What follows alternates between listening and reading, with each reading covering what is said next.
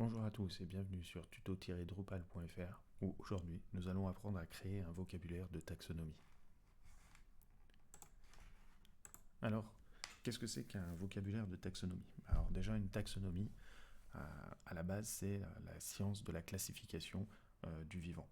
Et petit à petit, c'est assez développé dans toutes les sciences. Et donc en sciences sociales, en économie, on parle de taxonomie aussi dès qu'on veut parler de classification. Alors, dans le vocabulaire de Drupal, la taxonomie, ça peut regrouper plusieurs classifications. En fait, vous pouvez décider de classifier des utilisateurs, différents types de contenus selon différentes façons. Donc, à chaque fois que vous allez créer une classification, vous allez devoir créer un vocabulaire. Donc, un vocabulaire, c'est une classification sur votre site. Alors, à quoi ça sert de classifier? Par exemple, on peut imaginer que vous avez un site qui présente des films, et du coup, vous pouvez dire, j'ai des films d'action, des films qui sont des comédies romantiques ou des films de gangsters. Si vous présentez les membres du personnel, vous avez un type de contenu membre du personnel, et vous pouvez avoir une classification post-occupée, et dans ce cas-là, vous allez pouvoir dire, ceux-là, ils sont développeurs, ces membres du personnel-là sont graphistes. Et ensuite, qu'est-ce que vous allez faire avec cette classification? Une fois que vous avez défini votre classification et vous avez affecté une classe à des types de contenus, vous allez pouvoir afficher des vues selon cette classification. Donc par exemple, vous allez pouvoir afficher une vue où il y aura tous les membres du personnel qui sont développeurs. Vous allez afficher une vue où tous les films d'action seront présentés.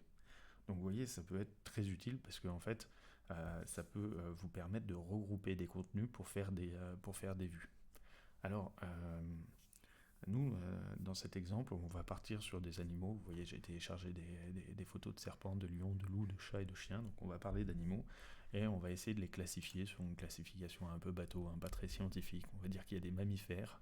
À l'intérieur de ces mammifères, il y a des canidés et des félins. Et puis on a aussi des reptiles. Donc ça, l'ensemble là, ça va être notre classification, ça va être le vocabulaire. Et à l'intérieur du vocabulaire, on rajoutera des termes. Donc mammifère est un terme, canidé est un terme, félin est un terme, reptile est un terme. Ok. Donc là, dans ce tuto, on va voir comment créer le vocabulaire. Et dans des tutos suivants, on verra comment ajouter des termes, les ordonner, et puis surtout comment les rattacher à des types de contenus. Donc c'est parti pour créer un vocabulaire. Donc c'est assez simple, on va dans structure, taxonomie. Alors moi c'est toujours pareil, j'ai admin toolbar qui me permet d'avoir des menus déroulants dans l'administration. Si vous ne l'avez pas, il faut l'installer, c'est obligatoire. Donc structure, taxonomie. Là on arrive sur la page de la taxonomie. On voit qu'on a déjà un vocabulaire de base qui s'appelle étiquette. Donc si votre site n'utilise qu'une seule classification, c'est pas forcément la peine de créer un vocabulaire supplémentaire. Mais imaginons que vous ayez besoin d'une deuxième classification, donc un deuxième vocabulaire. Vous cliquez sur ajouter un vocabulaire. Vous lui donnez un nom. Donc on va appeler ça catégorie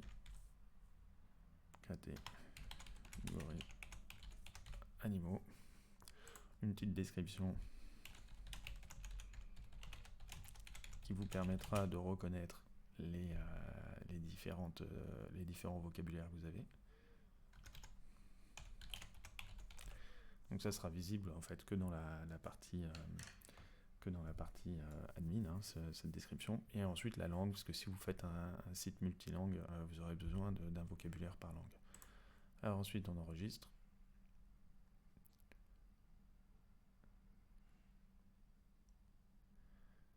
Et ça y est, on a créé notre premier vocabulaire, catégorie d'animaux.